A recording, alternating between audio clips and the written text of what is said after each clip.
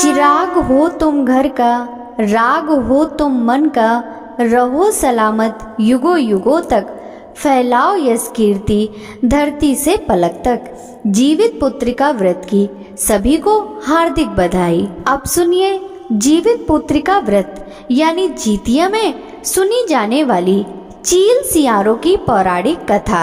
नर्मदा नदी के पास एक कंचनवटी नाम का नगर था। वहाँ के राजा का नाम मलाई केतु था।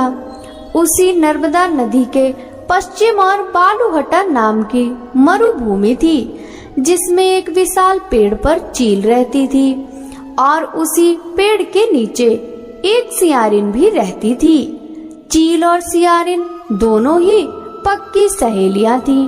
कुछ महिलाओं को जितिया व्रत करते देख चील और सियारिन ने भी ये व्रत करने का संकल्प लिया और दोनों ही भगवान श्री जीमूत वाहन की पूजा और व्रत करने का प्रण ले लिया। जिस दिन दोनों को व्रत रखना था, ठीक उसी दिन शहर के बड़े व्यापारी की मृत्यु हो गई और उनका दाह संस्कार वहीं मरु स्थल पर हुआ। मुर्दा देखकर सियारिन को भूख लगने लगी। वह खुद को रोक नहीं पाई, जिसके कारण उसका व्रत टूट गया। परंतु चील ने खुद पर संयम रखा और पूरी श्रद्धा और नियम से अपना व्रत पूरा किया और अगले दिन व्रत का पारण भी किया। उसके बाद अगले जन्म में दोनों सहेलियों ने पुत्री के रूप में एक ब्राह्मण परिवार में जन्म लिया। उनके पिता का नाम भास्कर था। चील बड़ी बहन और सियारिन छोटी बहन बनी। बड़ी बहन का नाम शीलावती रखा गया। उसकी शादी बुद्धिसेन के साथ हो गई। छोटी बहन का नाम कपूरावती रखा गया और उसकी शादी उस शहर के राजा मलाई केतु से हुई और छोटी बहन कपूरावती कंचनवटी नगर की रानी बनी। अब भगवान जीमूत वाहन के आशीर्वाद से बड़ी बहन शीलावती को 7 पुत्र प्राप्त हुए, लेकिन कपूरावती के बच्चे जन्म लेते ही खत्म हो जाते थे। कुछ सालों बाद शीलावती के 7 पुत्र बड़े हो गए और राजा के दरबार में काम करने लगे।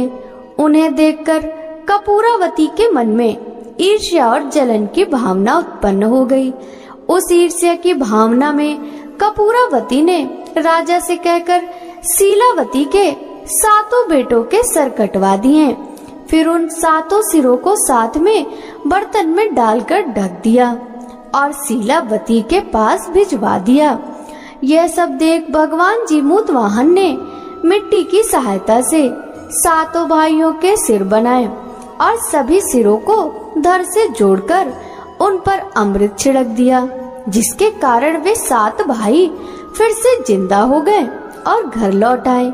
रानी ने जो कटे सर भिजवाए थे वह सब फूल बन गए। कपूरावती समाचार पाने को बहुत व्याकुल थी, लेकिन जब इस बात का पता चला तो वह अपनी बड़ी बहन के घर गई और सबको जिंदा देखकर आश्चर्य में पड़ गई और बेहोश हो गई। जब कपूरावती होश में आई तो उसने अपनी बड़ी बहन से यह सारी बातें बताईं और अपनी गलती का पछतावा किया। भगवान जीमूत वाहन की कृपा से बड़ी बहन को पूर्व जन्म की सारी बात याद आ गई और वह अपनी छोटी बहन को उसी पेड़ के नीचे लाकर पूर्व जन्म की सारी बातें सुनाई, जिसे सुनकर कपूरावती फिर बेहोश हो गई और मर गई।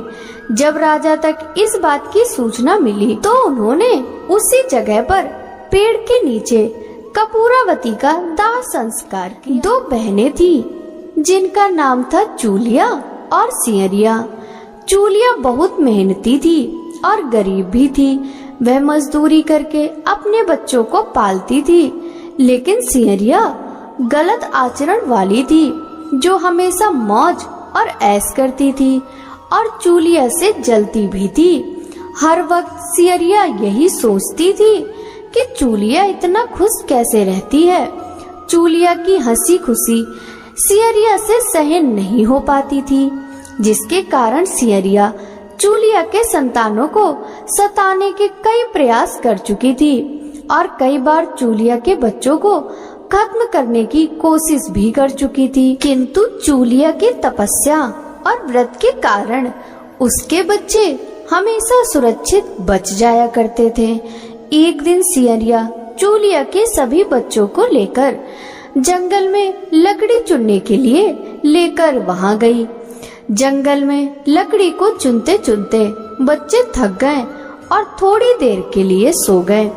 बच्चों को सोते देख सियरिया ने सभी बच्चों का सिर काट दिया और टोकरी में रखकर वापस घर आ गई और चूलिया को वह टोकरी भेंट में दे दी और कहा, दीदी मैं जंगल से आपके लिए नारियल लाई हूँ, बच्चों को खिला देना। चूलिया ने उस टोकरी को उठाकर देखा नहीं और किनारे में रख दिया और अपने बच्चों की प्रतीक्षा करने लग गई। जब शाम से रात हो गई और बच्चे वापस नहीं आए तो वह बहुत परेशान हो गई। बड़े ही करुण स्वर में जोर जोर से रोने लग गई। करुणा भरे स्वर को सुनकर शंकर पार्वती जी से रहा नहीं गया और उन्होंने महादेव से कहा कि हे प्रभु, कोई दुखियारी बहुत रो रही है, उसके रोने में बहुत दर्द छुपा है, मुझसे बर्दाश्त नहीं हो पा रहा, हमें चलकर देखना चाहिए कि कौन रो रहा है और क्यों रो रहा है। इस बात पर महादेव जी ने कहा कि यह मृत्यु लोक है और यहाँ पर यह सारी साधारण सी बात है, लेकिन पार्वती के हट के कारण महादेव उनके सामने झुक गए और चूलिया के पास जाकर उसके रोने का कारण पूछने लगे।